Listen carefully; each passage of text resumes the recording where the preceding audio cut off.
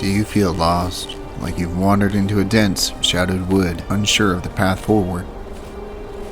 Do distractions pull you from the still, small voice, leaving your soul restless and searching? Have you felt the weight of silence and wondered if God has left you alone? Here on the Distracted Christian Podcast, we walk that dark night together. Every step draws us closer to the one who's been waiting.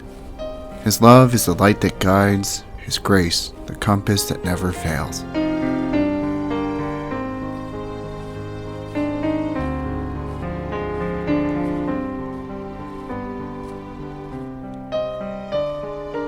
The wind moved through the broken gates of Vale, lifting ash and leaves across the street, long empty to voices.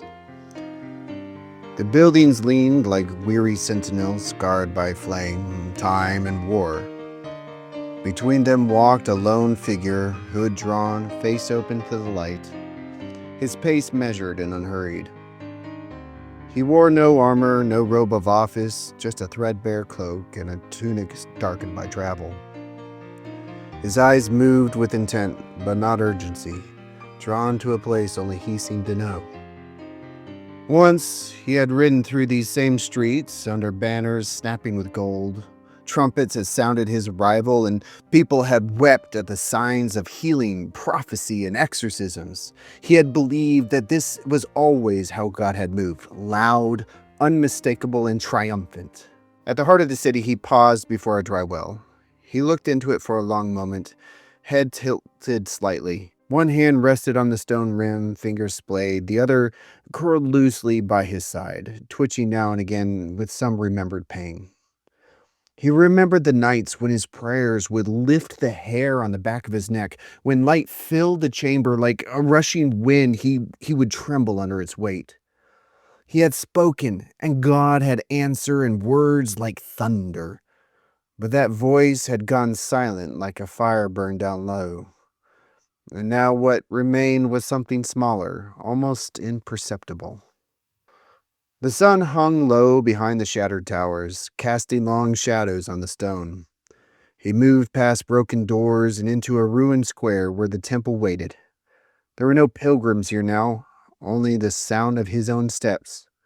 He entered the sanctuary through the remnants of the mossy archway. He walked to the front where the altar had once stood. With care he knelt, resting his hands on his thighs, palms up and eyes closed. He no longer asked for the fire, no longer sought to hear the voice that once shook the walls and the hearts alike. The pain of its absence once felt like betrayal, like abandonment, but it no longer did. Over time, the ache had hollowed him, and someone had quietly settled in its place. All that he had clung to as signs of God's presence had been stripped away. The wounds remained in him, but he no longer cried out. He suffered, but he suffered for the name he still cherished. The pain itself had become communion. A long moment passed. His face remained still, but the breath in his chest had deepened. His shoulders relaxed, drawn downward into something like peace. His eyes opened slowly, and they were no longer empty. They were quiet, and in that quiet there was presence. He touched the altar stone and stood. The sky above had begun to shift, the last lights turning from gold to gray. He did not look back. He did not need to carry the moment. What had been given would remain in the shape of his soul. And so he walked on, the city silent around him, the ache still warm in his chest. The glory was gone, but the love had not left. It only changed shape, grown small and weightless like a breeze on the skin. And that was enough. Welcome to The Distracted Christian. I'm your host, Nate Labadorf.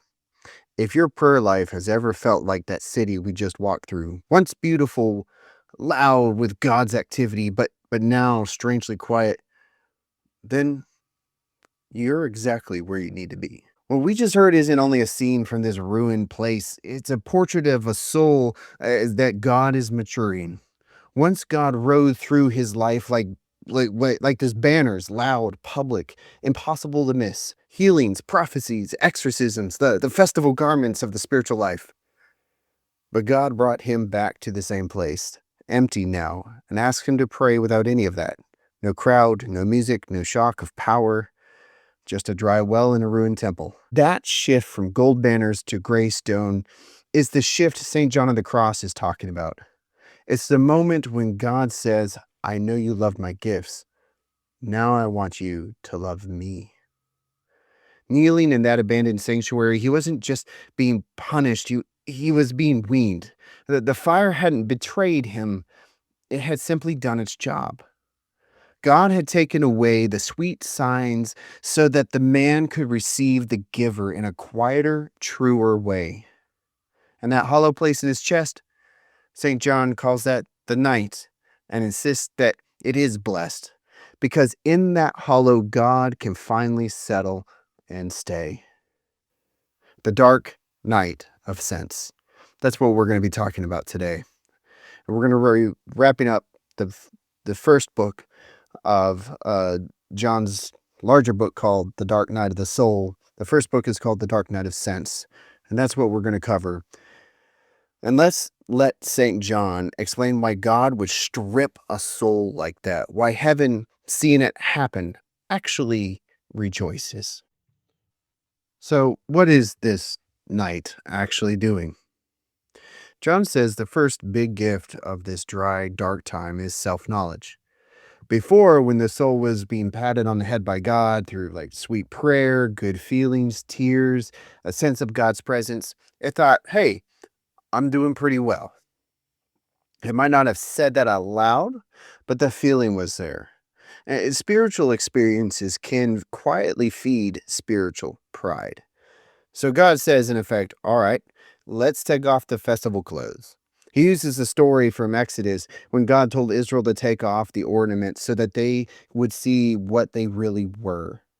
When God removes consolations, we suddenly see, oh, I can't actually pray well on my own. I can't stay focused. I'm actually really weak. And that discovery is humiliating, but it's true. And the truth is oxygen for the spiritual life. This is important. When you feel poor before God, God considers that more valuable than when you felt rich. John even says God values the soul's sadness as not serving him well more than all the big, exciting works it used to do when the feelings were full. Why? Because now the soul isn't fooled.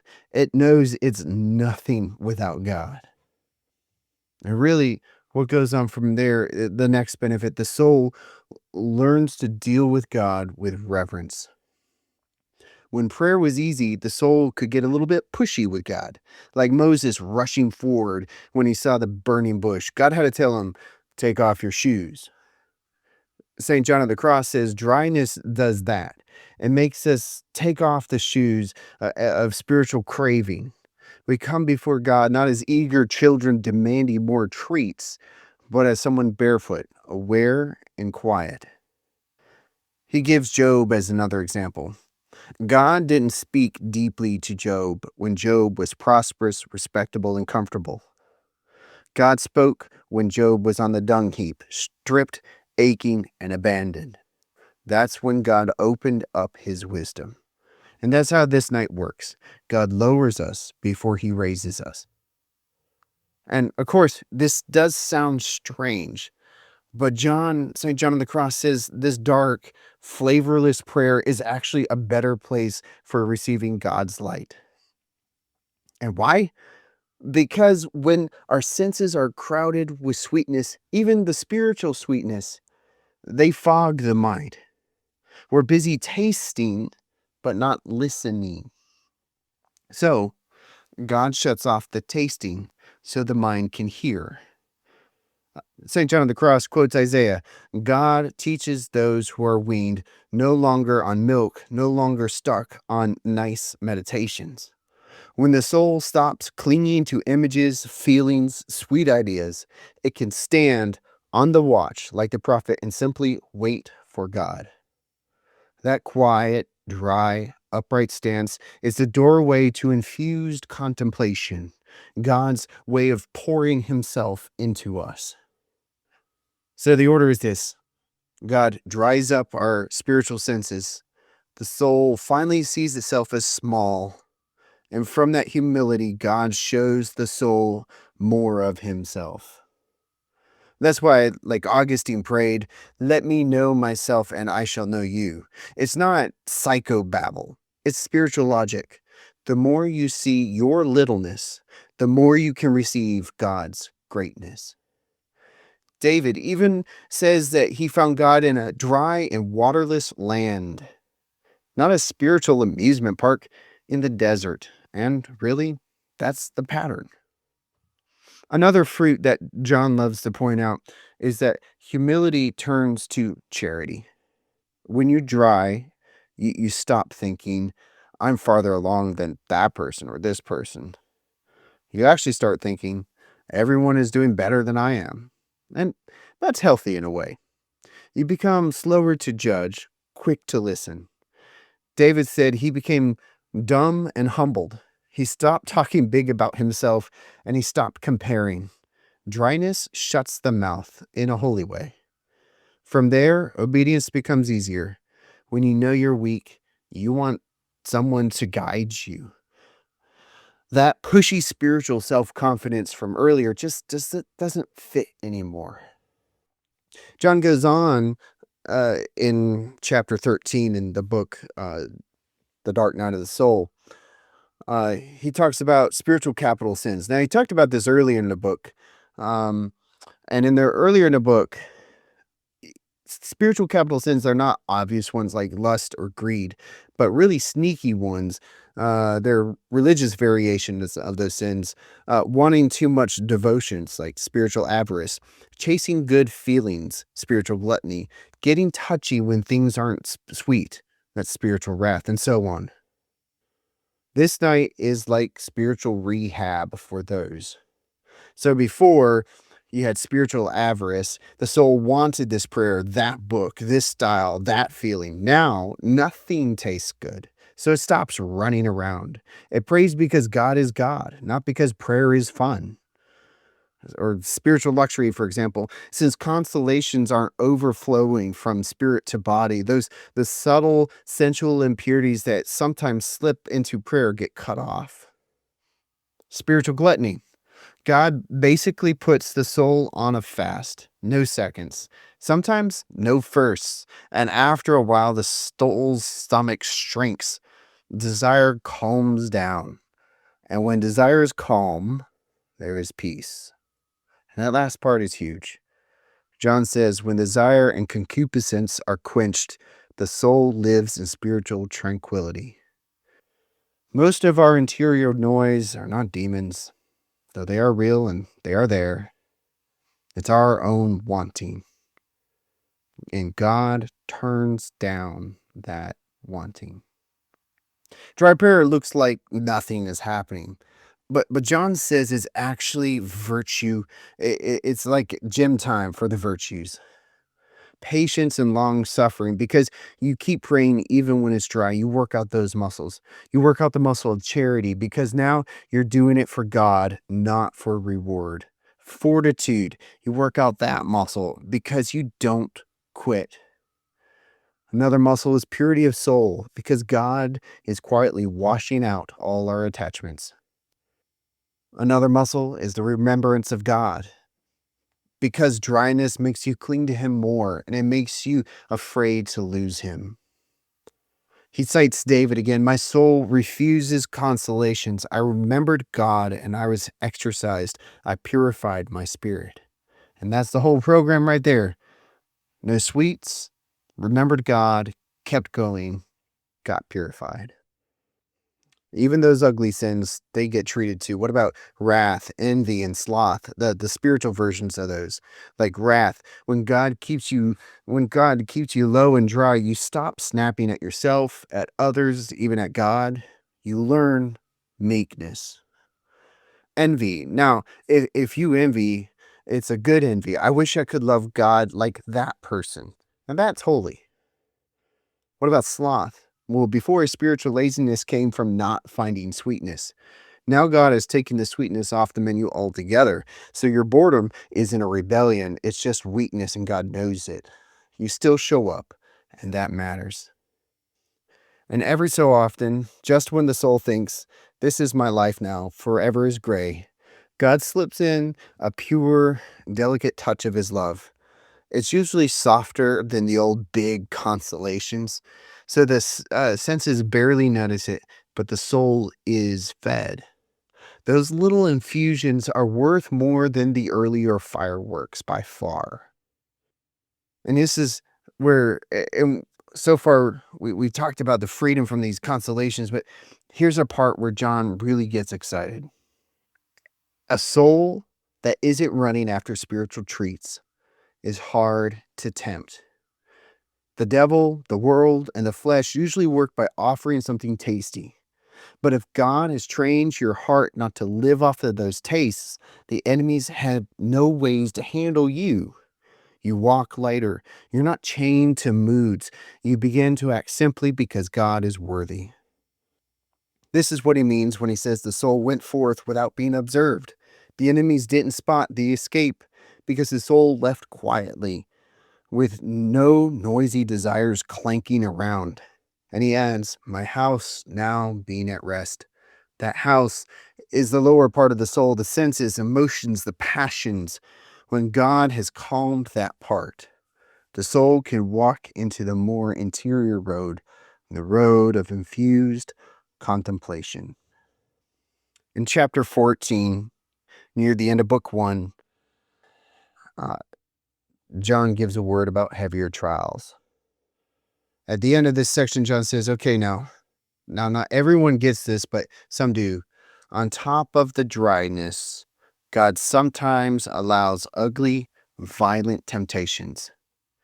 Things against purity, against faith, even blasphemous thoughts. He's very clear. God allows this not because he wants the soul to fall, but because he's toughening it for deeper spiritual union.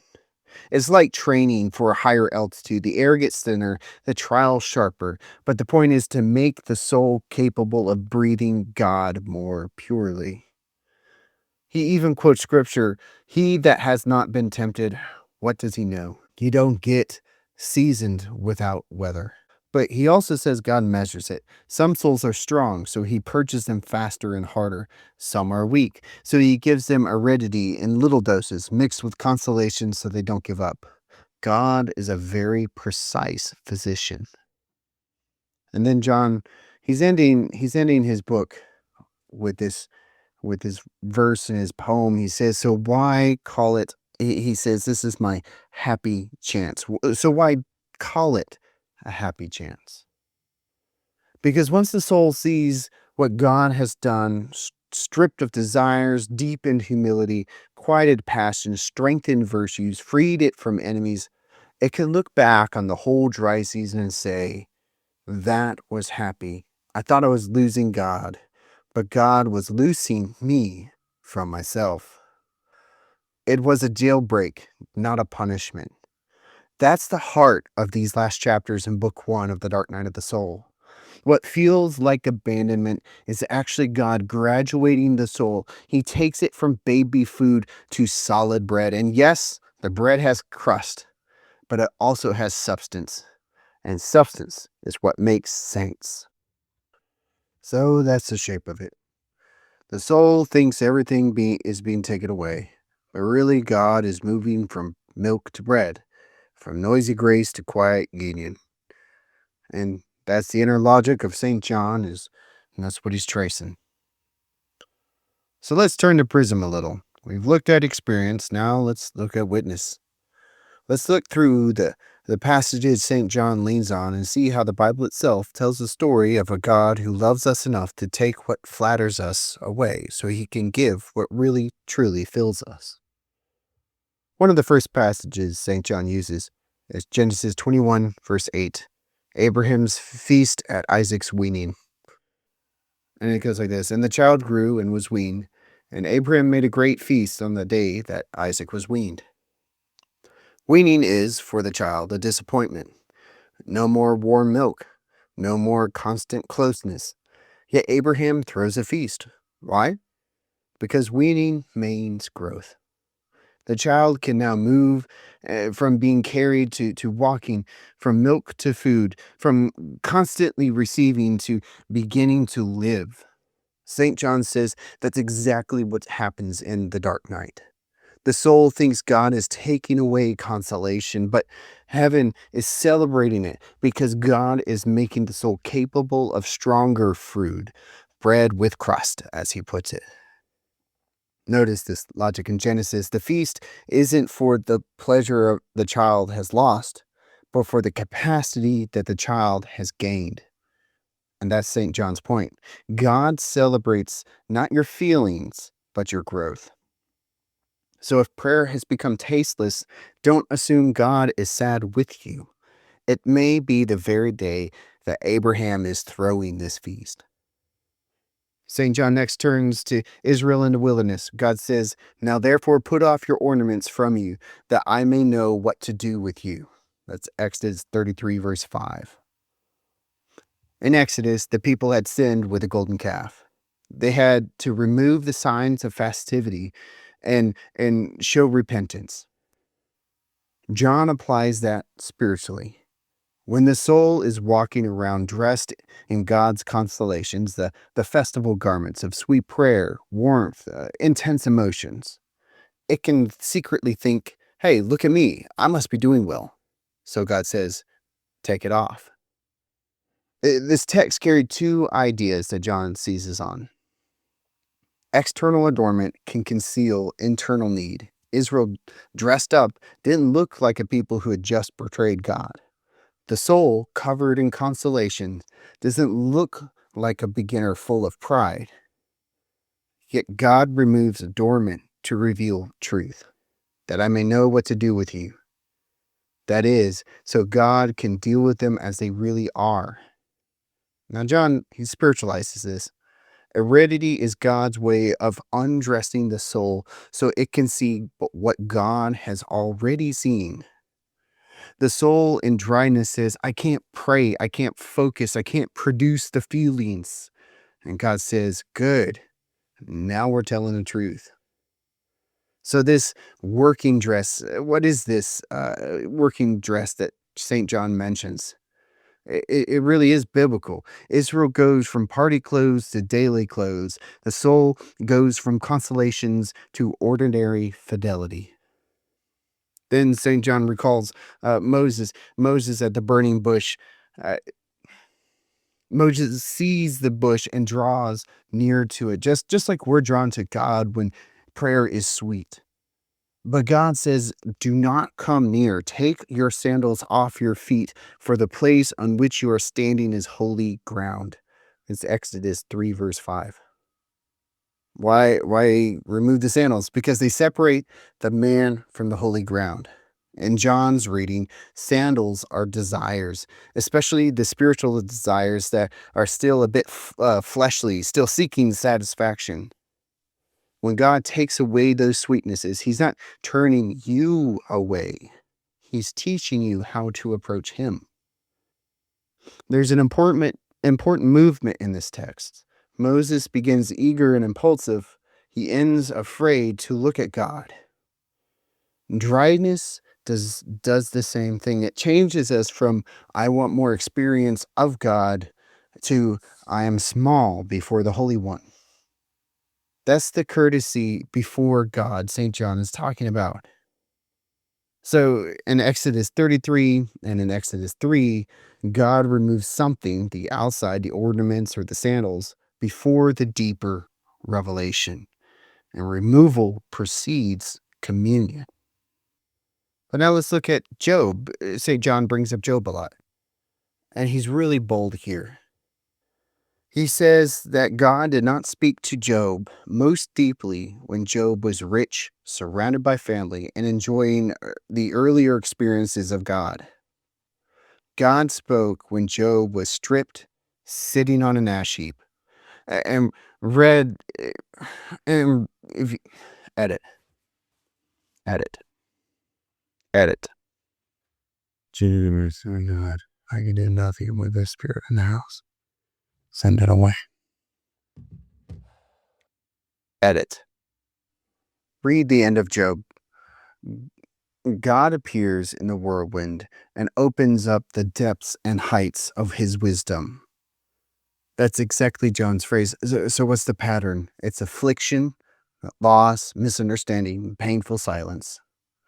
And then humbling. Job can't fix it. Job can't defend himself. He can't control his friends' opinions. And then theophany. God reveals himself more deeply than before. John says the dark night. This is the dark night. God takes away consolation so we can be small enough to receive real wisdom.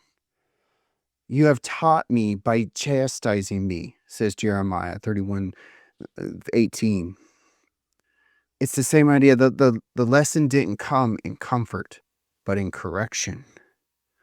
So Job's ash heap is the Old Testament picture of what John calls the arid and dark night. And notice how Job finishes. Repentance and deeper knowledge. I had heard of you by the hearing of my ear, but now my eye sees you. Dryness moves us from hearsay to encounter. St. John also pulls up Isaiah. He pulls up Isaiah 28, verse 9, and also Isaiah 58, verse 10. He really loves Isaiah here. Isaiah 28, verse 9 asks, who will teach knowledge, and to whom will he explain his message? Those who are weaned from milk. The prophet is complaining that the people are childish, but John sees it as a spiritual law. God teaches his deeper things to those who are weaned. That, of course, goes back to our Genesis passage, Genesis 21, verse 8. Growth comes from weaning. Then Isaiah 58:10. Then your light rises in the darkness. John's application is elegant. He says that God uses the light.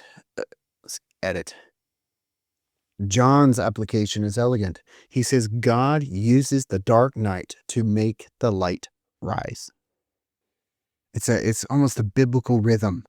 Darkness, light, morning, and return. You could say John is simply putting a mystical magnifying glass over Genesis 1 and Isaiah 58. God likes to create light right in the middle of the darkness. So when he says dryness enlightens and quickens the understanding, he's not inventing it.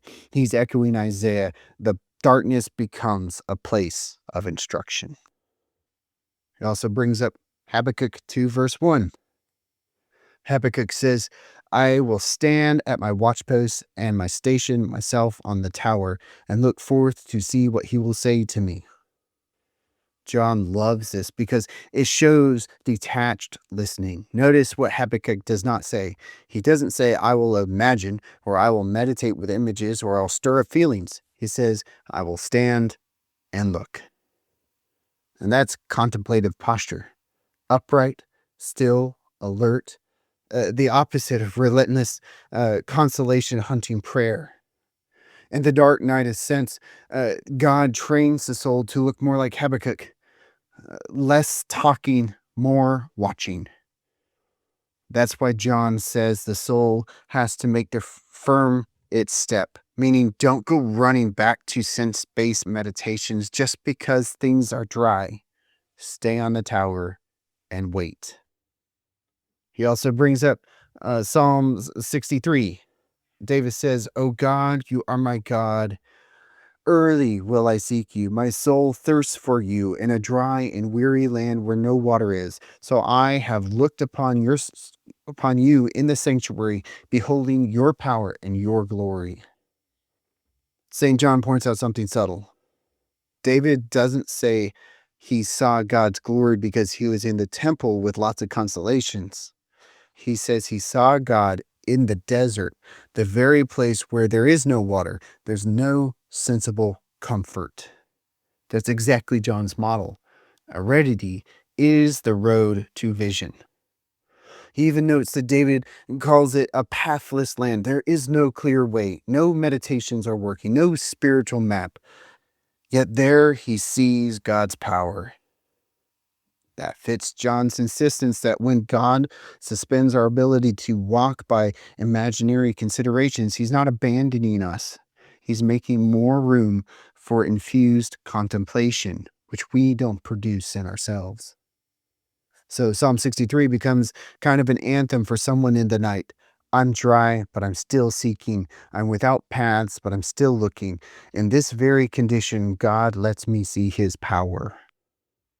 He uses many other passages as well. And the last one that we're going to finish up with is Psalm 51.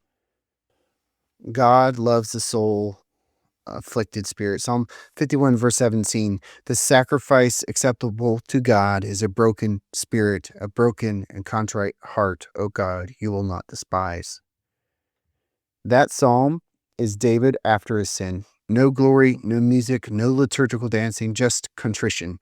And God says, that's the sacrifice that I wanted. St. John takes that and says, your sadness is in aridity, your grief because you can't love God very well.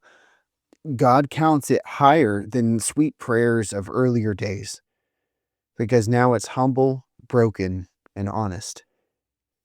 So when he says God considers the soul's small affliction greater than earlier consolation, he's simply applying Psalm 51. God prefers the contrite heart to exuberant performance. So if we put all these passages together, we get one long biblical storyline that matches St. John. God removes signs of celebration. That's Exodus 33, Psalm 39. So the soul can see itself. God commands holy distance, Exodus chapter 3. So the soul learns to reverently approach God. God humbles through affliction, the book of Job, Jeremiah chapter 31. So he can speak to you in higher wisdom.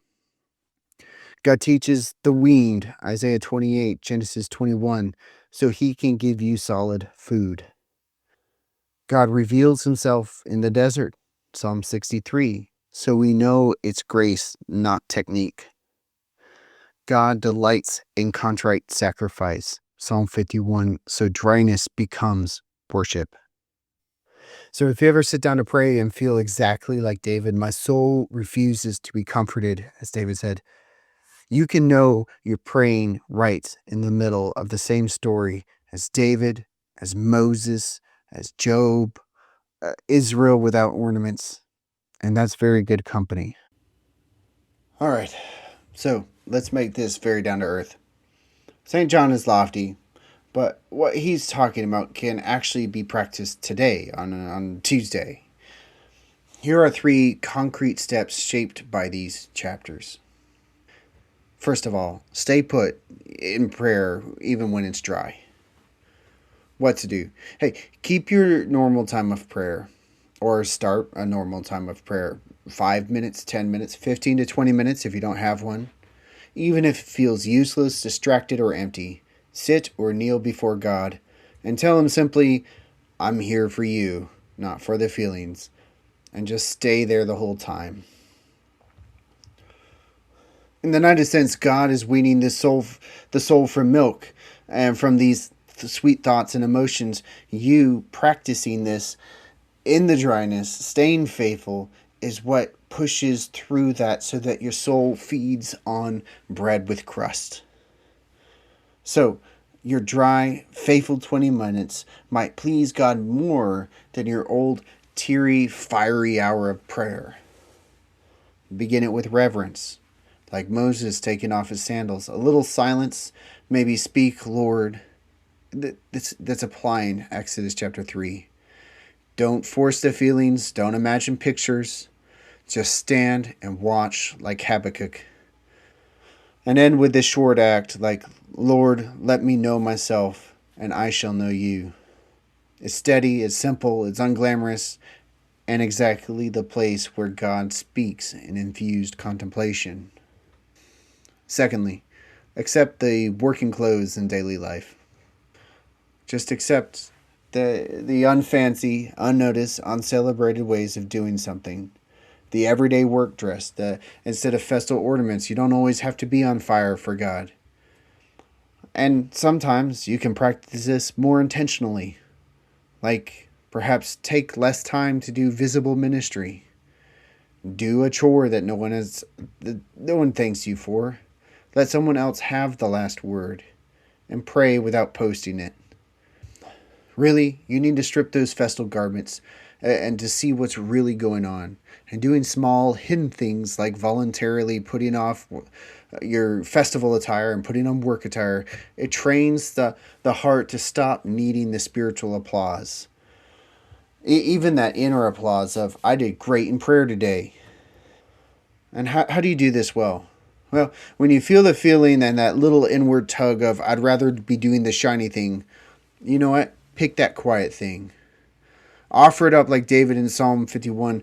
This is my contrite heart, Lord. You said you wouldn't despise it. And tell God, I choose lowliness so that you can give me the light. And this keeps pride from growing back in the cracks and when God gives consolations. Third practice, maybe practice the nightly examine of self-knowledge. Before bed, take 5 to 10 minutes to look up for the day with God and ask these two linked questions. Where did I discover misery today? In my impatience, distracted prayer, or lack of love? And where did I glimpse God's greatness in any way? A grace to persevere, a moment of remembrance, a quiet help. If you only look at your misery, you will get discouraged.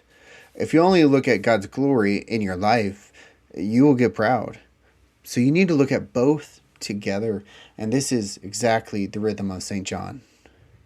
So how do you do this? Start with, Lord, show me the truth. And name one concrete poverty. I couldn't pray well, or I was jealous, or I wanted the spiritual candy. Then name one concrete grace. But you kept me praying. You gave me the desire to serve. You reminded me of you. End with, I went forth without being observed, thanking him that even with enemies and weaknesses, he's quietly freeing you. Do it regularly, and you'll notice what John noticed. Heredity is not God's abandoning of you. It's God's rearranging your life. So, faithful and dry prayer, humble hidden actions, and nightly truth-telling with God. And you'll be walking down the lane that St. John describes. His house growing quiet, enemies losing the grip, and his soul getting ready for stronger food. Well, that's where we're going to end it for today. Thanks for spending time with me on The Distracted Christian. I know you could have filled this past hour with just about anything. So the fact that you're still choosing to sit with St. John of the Cross and this strange, beautiful idea of knowing that God loves you through the dryness, it really does matter. A huge thanks to Anton Koryukov for the theme music. He's the one making the sound much... Edit.